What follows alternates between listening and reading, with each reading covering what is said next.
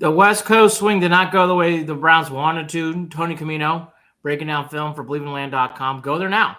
He does great articles. You can even review all sorts of weeks now. My God, they played 12. Andy Billman is here. This was a rough game for me, Tony. I know people were thrilled about Flacco. We're going to start off there. But I found like this was unlike the Broncos game where it just was, the game became unhinged. Gosh, I felt like the Browns could have won this game, especially with the ball with about 6 and change left and down a point. I really thought they were going to win the game, to be honest with you. Yeah, it felt like the final score definitely did not reflect what the outcome of that game was. We were right there. It felt a lot like a lot of those old Jacoby Brissett games last year where we get better play from our quarterback than you expected, but then you get the play that you expected from them when it matters the most.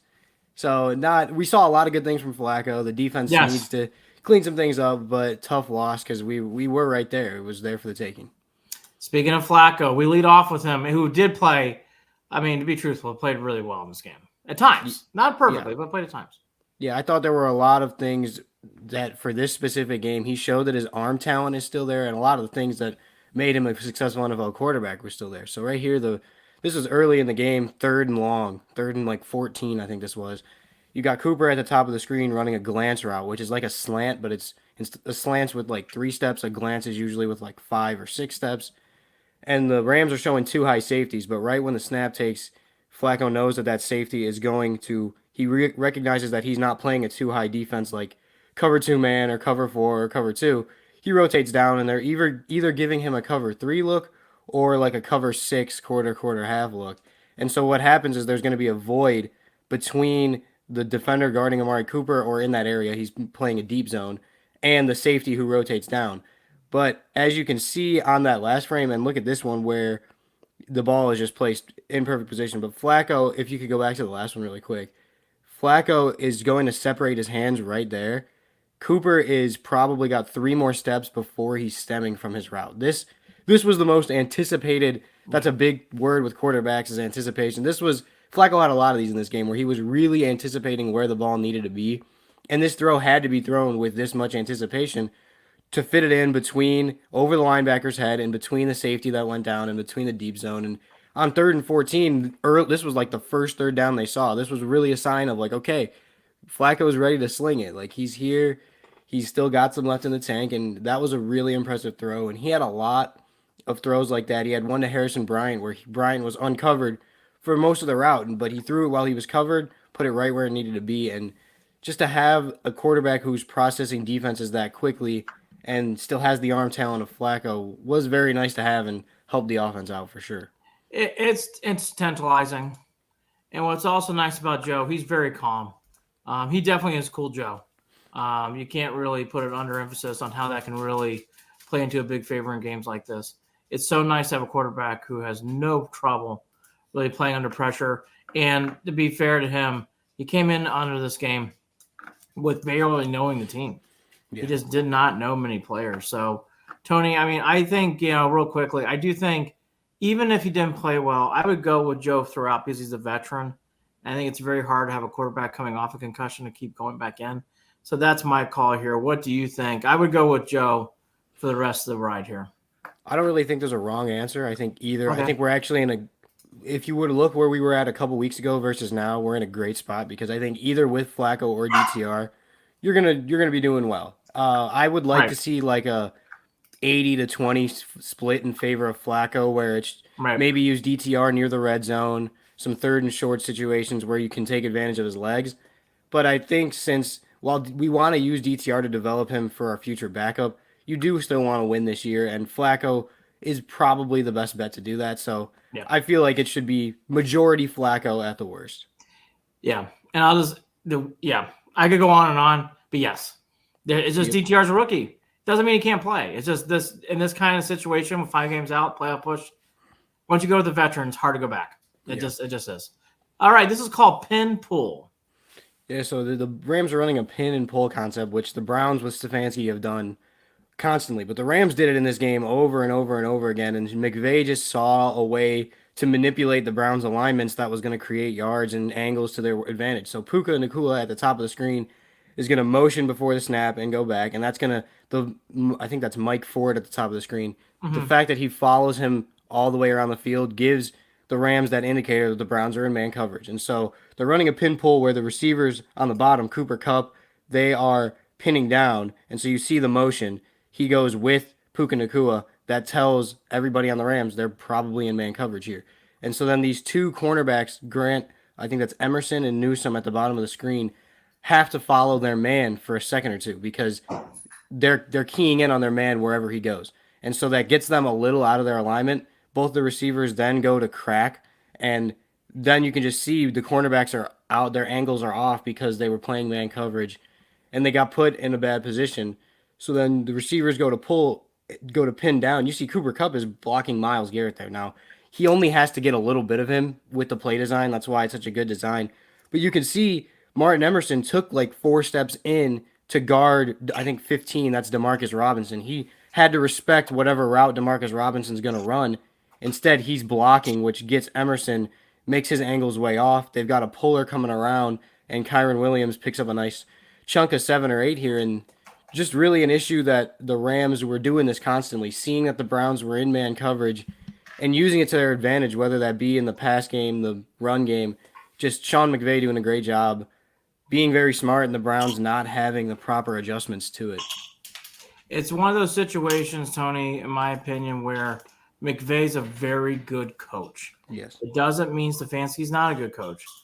This is a very good coach who knows his stuff. I think sometimes people forget that he was the starlet coach for a long time in the NFL for the last 2 or 3 years prior to the pandemic. I mean, McVay was that coach. He was talked about at a very high level, and for good reason. He can coach.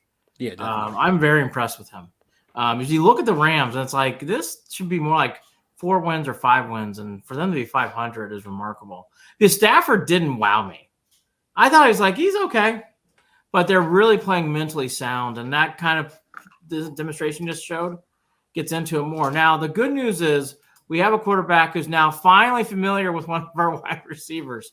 Tony's very familiar with Elijah Moore, isn't he? Yeah, Elijah Moore had a really good game. That was easiest pick of the betting lifetime last week was taking Elijah Moore's yards, and this is just a max protect 2-man route with Cedric Tillman and Elijah Moore. Tillman's running a deep curl with an inside release, and Elijah Moore is going to stem his guy outside and then run a double move past him. So really, we just need time up front to get this there, and you could see that Moore does a great job on this route. He completely loses man. Elijah Moore had a great game. He, even on the catches that didn't count or catches that didn't get made, he was creating separation pretty routinely and was a great go-to option for the Browns in this one. And Flacco, I would have liked this throw to be a little better. As you can see here, he stems him out, gets the hips flipped, and then he's going to cut in and then quickly cut back out to lose that defender playing a deep zone, and just creates really what could have been a touchdown if it's a better thrown ball.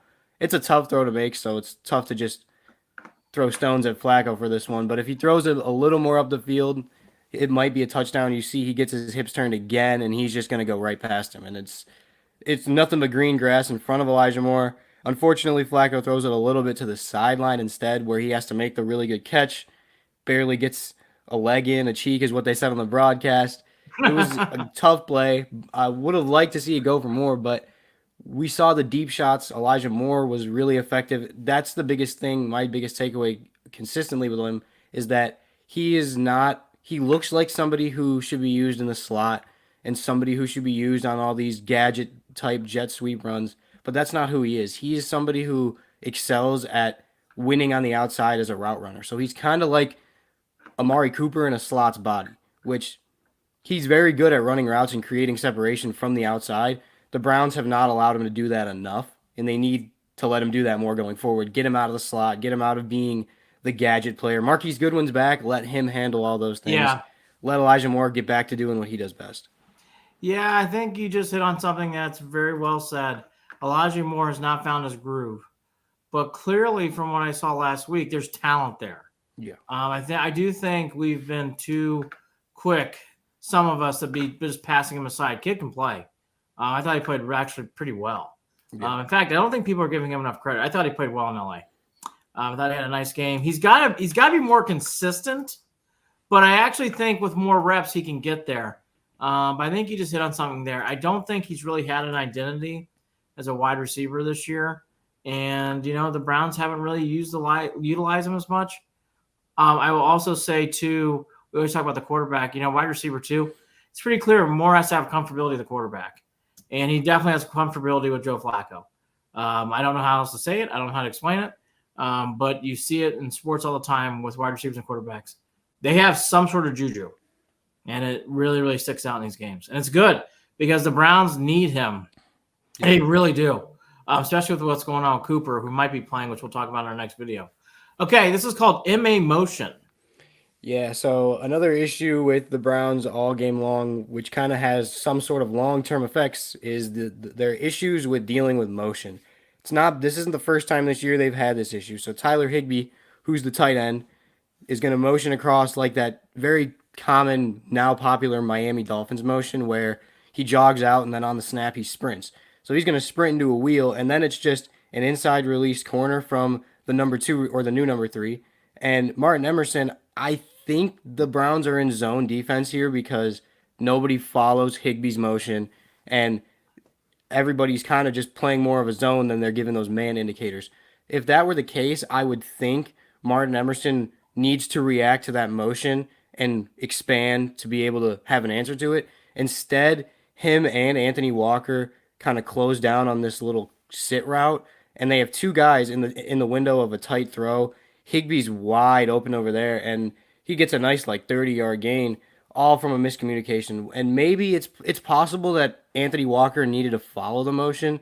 As someone who's not in the meeting rooms, I'm going to guess that it was on Emerson not expanding and taking it away. But regardless of who it's on, it was an error. And it's these motions that they used it all game. This was another good credit of Sean McVay.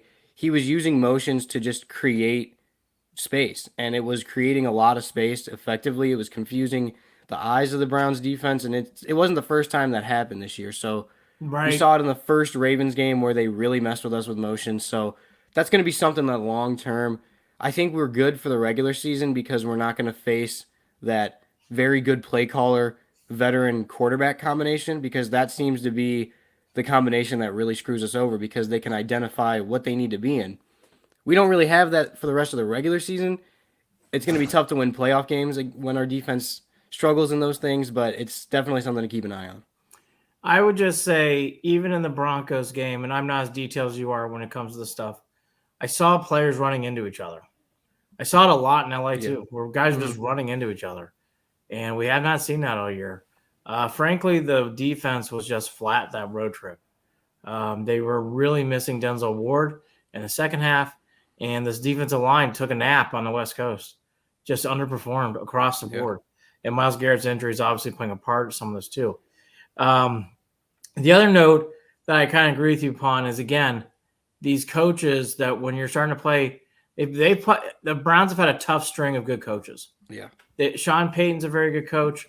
Tomlin before that's a good coach. Harbaugh's a good coach. By the way, they went 2-2, and they played against McVay as a good coach. Peterson's a good coach. He's won a Super Bowl with the Eagles. So they're going up against a lot of good coaches right now. So they're being challenged, and the Browns are going to have to face that challenge. And unfortunately, the Browns are banged up. So really puts a double emphasis on there. You could feel the missing of Ward in these games, but I concur with what you're detailing here when it comes to simple game planning. And the only thing I can tell you from an observer, all year the Browns haven't done this, but boy, these last 2 weeks, multiple Browns on defense running into each other and falling down. I saw it on multiple plays, and that's obviously something you can't do. The last one here is called jet sweep. Yeah, so again, the Browns, it's one of these concepts, very elementary. If you look at the things that are killing the Browns defense all year, it's play action boots, read options by the quarterback, pin pull runs, motions, and then jet sweeps. All very, for the most part besides motions, are all very elementary, JV football level stuff. Jet sweeps and play action boots for 90% of teams in the NFL don't work in 2023. However, because of the way Jim Schwartz teaches his defense, his philosophy for his D linemen, teams are taking advantage of that. He teaches his defensive linemen to really emphasize getting in the backfield and creating havoc. And whereas a lot of teams want their guys to respect these things that can hit the edge. So on this one, you're just going to see Puka Nacua motion and then take the handoff right when he's behind Matt Stafford and just run outside the edge. We've got an answer to it right here. Alex Wright is your most conventional answer to this. Yep. However, in the Jim Schwartz defense, he's not taught to adjust that path at all. He's taught to just get uphill, get after the quarterback and the running back, and create pressure. So if we're going to have it schemed up like this, then that nickel defender is going to have to be taught to trigger and make a play, because this has been a problem all year. The Niners did it against us. It's been all year. Jet sweeps have been beating us. And once they got past Alex Wright, this is just a numbers game. It's 2-on-2 with the nearest defender being Thornhill 12, 13 yards away. Nacua ends up running this for 30-plus yards. Then they had another one later in the game that got called back because of a phantom holding call.